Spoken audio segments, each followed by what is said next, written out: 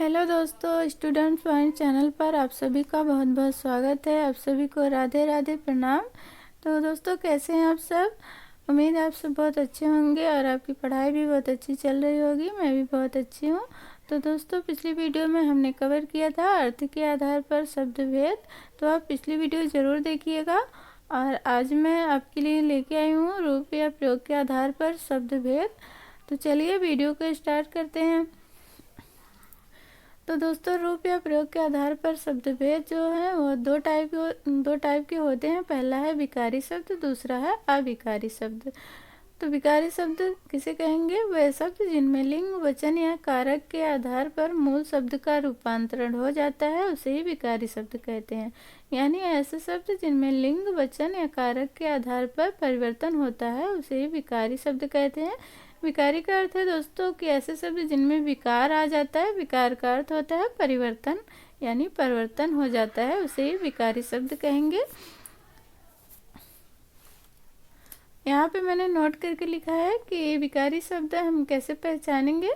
जैसे कोई संज्ञा हो, सर्वनाम, विशेषण और क्रिया शब्द आ जाए तो उनमें विकार उत्पन्न होता है। जैसे संज्ञा, सर्वनाम, विशेषण एवं क्रिया शब्द विकारी शब्द होते हैं।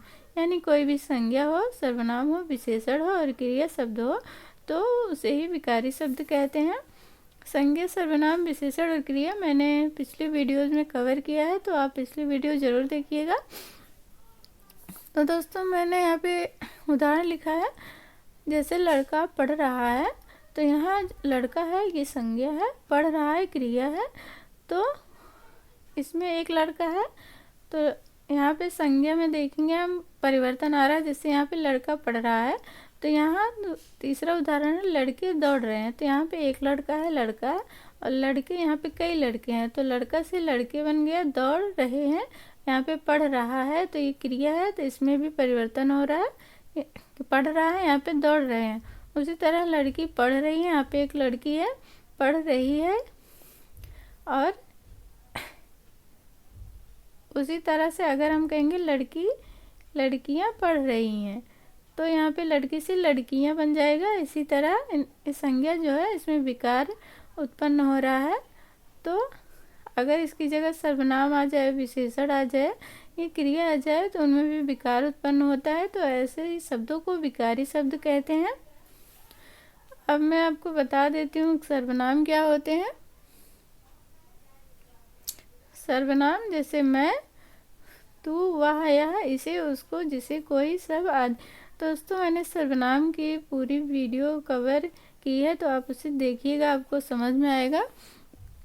और विशेषण की भी वीडियो बनाई है मैंने। विशेषण क्या होते हैं? अच्छा, बुरा, नीला, पीला, भारी, सरल, जटिल आदि, यानी जो विशेषता बतलाते हैं उन्हें विशेषण कहते हैं। सर्वनाम संज्ञा के स्थान पर जो शब्द प्रयुक्त होते हैं उन्हें सर्वनाम कहेंगे। और क्रिया जैसे कोई भी एक्शन वर्ड होता है, जैसे खेलना, कूदना, जागना, लिखना, पढ़ना, हंसना आदि सब क्रियाएं होती हैं। तो दोस्तों, विकारी शब्द हमने देख लिया है। अब हम देखेंगे अविकारी शब्द। अविकारी शब्द किसे कहेंगे? जिन शब्दों का प्रयोग मूल रूप में होता है, लिंग, वचन, कारक के आधार पर उनमें कोई परिवर्तन नहीं होता, उन्हें अविकारी शब्द कहते हैं। विकारी शब्द में हमने देखा था कि उनमें लिंग, वचन और कारक के आधार पर परिवर्तन हो रहा था। और अविकारी शब्द में, अविकारी शब्द का मतलब होता है अविकारी, यानी जिनमें विकार ना हो। तो जिन शब्दों का प्रयोग मूल रूप में ही हो जाता है और उनमें लिंग, वचन या कारक के आधार पर कोई परिवर्तन नहीं कर सकते, उसे ही अविकारी शब्द कहते हैं।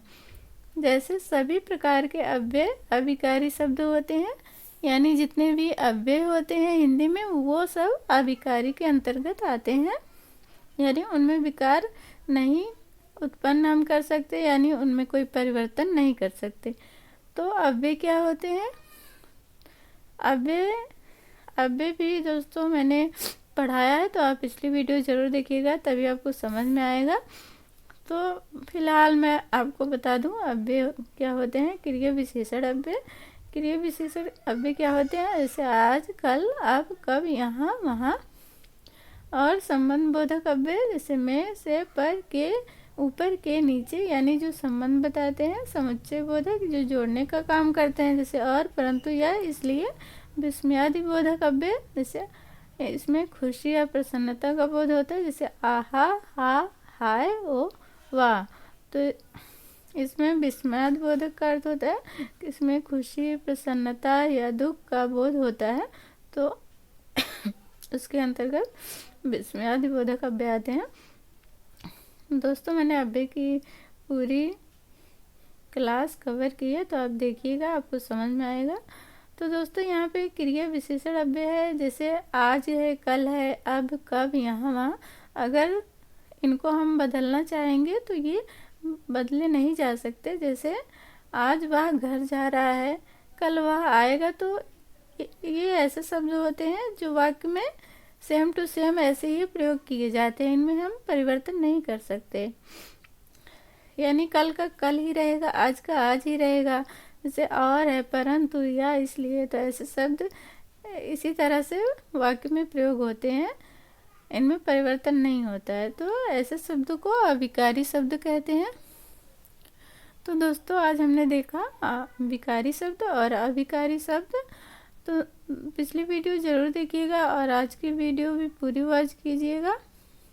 और वीडियो अगर पसंद आए तो लाइक, सब्सक्राइब और कमेंट ज़रूर कीजिएगा, और कमेंट में बताइएगा कि आपको कौन सा टॉपिक चाहिए, मैं उस पर वीडियो बनाऊंगी। तो दोस्तों, वीडियो देखने के लिए बहुत बहुत धन्यवाद। मिलते हैं अगली वीडियो में, तो सभी को राधे राधे।